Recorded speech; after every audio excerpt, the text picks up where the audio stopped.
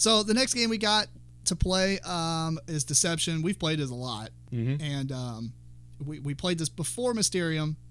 And basically it's a game where each person gets 4 cards of weapons, basically, and 4 cards of means of the murder, basically, like clues. And everybody kind of puts their head down. One person's this forensic scientist. You pass out cards for roles and stuff. And you flip up your card, and it determines what role you are. If you're the forensic scientist, you're basically just like the ghost in Mysterium. You're not going to be speaking much. You're going to be putting these little bullet tokens on these different cards that have different ways of what happened, right? Mm-hmm. So you get multiple cards. Each card might say time of the day, and it might have like early morning or, whatever, late afternoon, stuff like that. So you're trying to put these out there, or like, what was the scene of the crime? Was it very messy or bloody, or was it tidy, blah, blah, blah. And you basically, before you start the game, everybody puts their heads down, and then one person's like, or the forensic scientist anyway, he's like, everybody goes to sleep, much like a lot of those werewolf games. And he's like, okay, whoever the murderer is, wake up and point to the 2 things that you committed this murder with.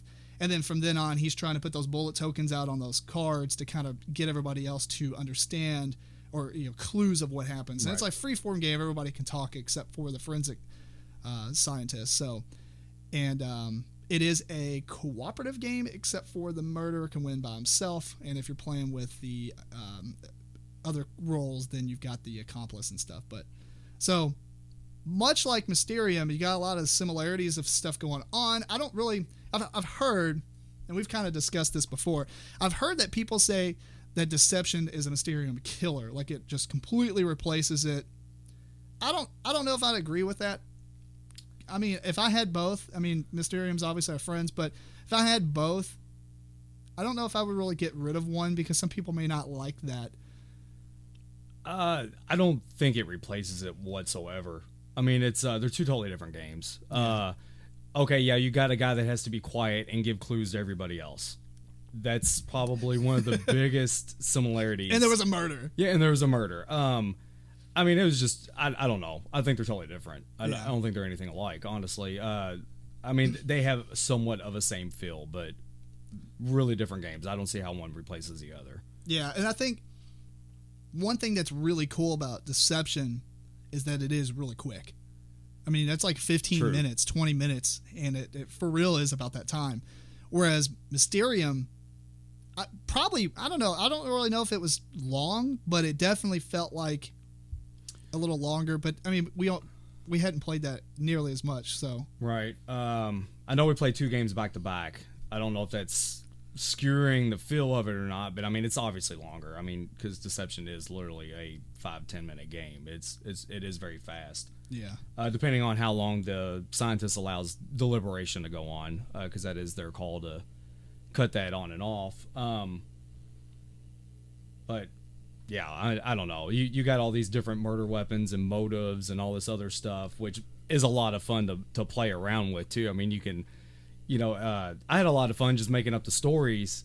Why is there a cake and a chainsaw? I mean, oh yeah, the stuff they pick. Yeah, so like we did a lot of like role playing in that game. Yes. Yeah. So it's like, no, I think he did it like this. Those dumbbells, he took them off and he beat him with the shaft of that. Yeah.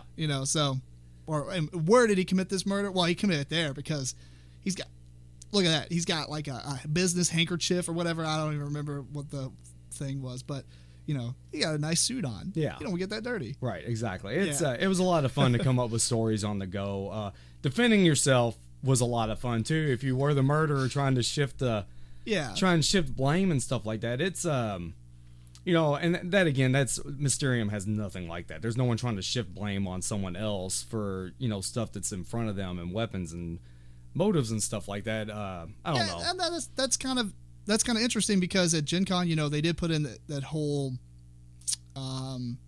setup and everything to kind of give it this like I don't know, like a seance. I was going to say like seance, right? Trying to have a seance to kind of get the ghost to tell you what's happening and everything, like a actual Ouija board game, like it's actually a game. But and then Deception, it was kind of like it had all the role playing. Yes. Whereas if Mysterium had all, like the role playing aspect of it built into it, which I mean, I guess you don't really need to role play. It is really fun though. I mean, because if it's a party game, right? I mean, I think that kind of people are playing a lot of party games for socializing and stuff, and that just puts in. Every time we played it, people are doing that. Right. Yeah. So very fun game. Oh yeah. Yeah, I really enjoyed it. Yeah. Yeah, it was all both games. I'm sure you get a lot of satisfaction if you can either lead your team to, figure it out. And but man, it's Mysterium very challenging in the sense though. I think it's a lot more challenging than Deception. Yeah, I would agree with that. I think for Deception to be challenging, you have to add in the other roles and stuff. Or right. if you're playing with tons of people, just because there's more cards out there. There's a lot to go through. If you're playing it with 4 or 5 people, you can pretty much narrow it down real fast with a good clue. Right. So, awesome.